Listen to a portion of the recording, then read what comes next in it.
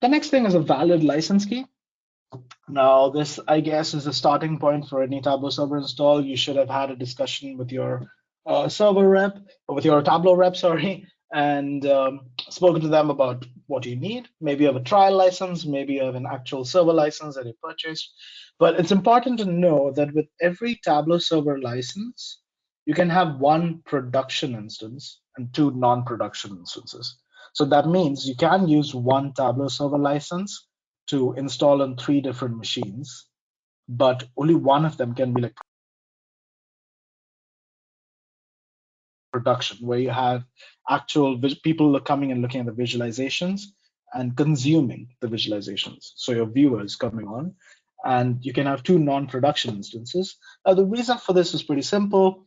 Most of you might be working in an organization where you have a DTAB model, as we call it, where you have people who develop things. Then you have like a UAT phase. It's called different things in different companies. You have UAT or QA, whatever you might call it. There is this development phase, there's this testing phase, and finally, when it is approved, you push it to production.